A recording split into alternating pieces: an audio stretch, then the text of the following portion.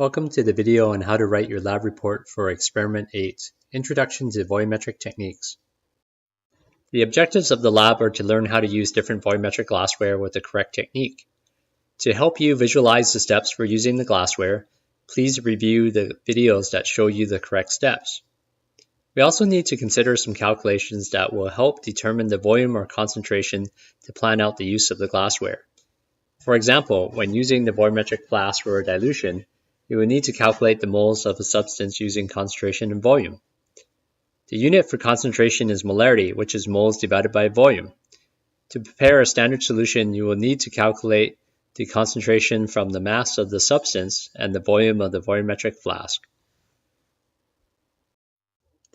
Let's review some of the key terms and concepts. With all of the glassware, it is important to make a volume reading where your eye is level with the bottom of the meniscus. If you don't use a correct technique, this can lead to a parallax error with the measurement. Depending upon the graduation scale of the glassware, you could be measuring the volume to a different number of significant figures.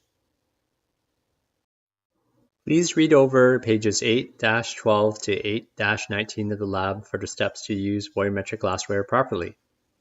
Using proper techniques will reduce your errors, improve your precision and accuracy, and lead to better quantitative results. The techniques covered in Lab 8 can be used by analysts or chemists. You will also be using these techniques for titration analysis in upcoming labs.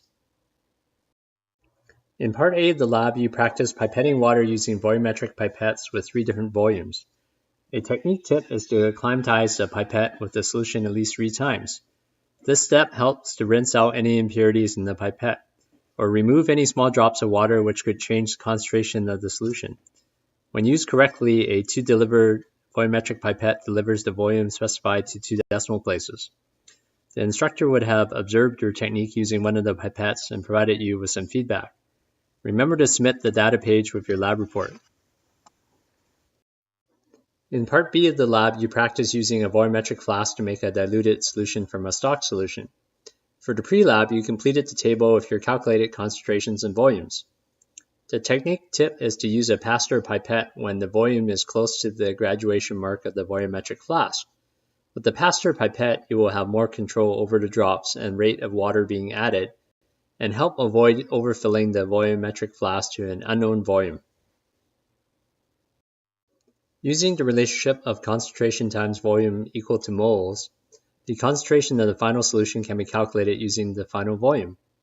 Since the moles of a substance remain constant during dilution, this equation shows that the final concentration will decrease as the final volume increases. Another approach is to use the dilution factor to help with this calculation. The dilution factor is the ratio of the initial concentration divided by the final concentration. This ratio can be used to calculate the final concentration obtained by dilution. Please submit the completed data table with your lab report.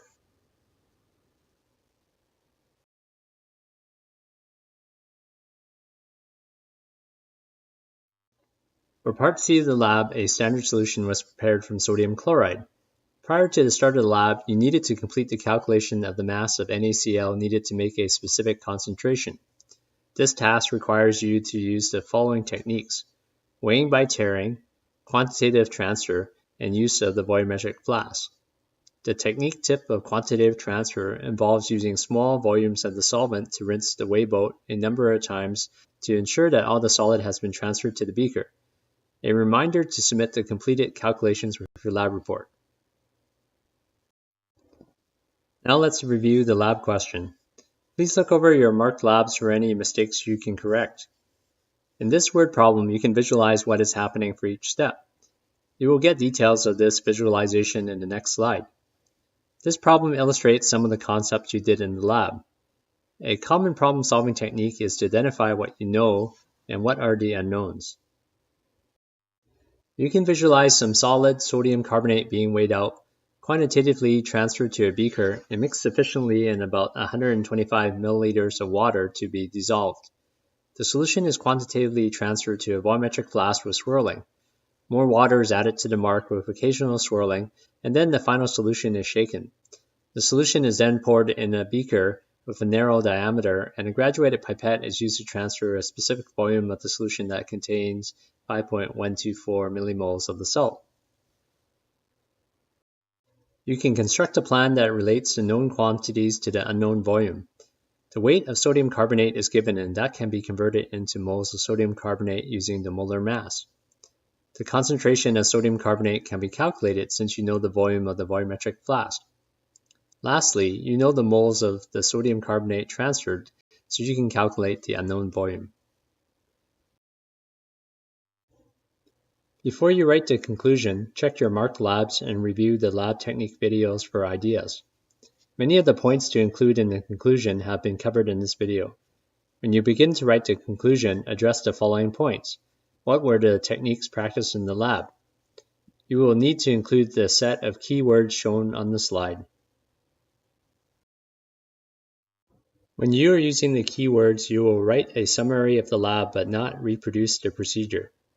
For parts A, B, and C of the lab, include 3 points for each technique as well as the reason for that point. An example of a point for the pipetting technique is pipetting from the smallest beaker possible in order to conserve solution and for ease of drawing up the solution using a pipette bulb.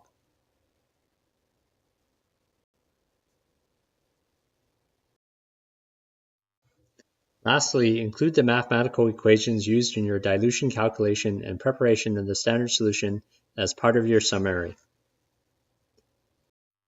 Thank you for watching this video on how to write your lab report for Lab 8, Introduction to Volumetric Techniques.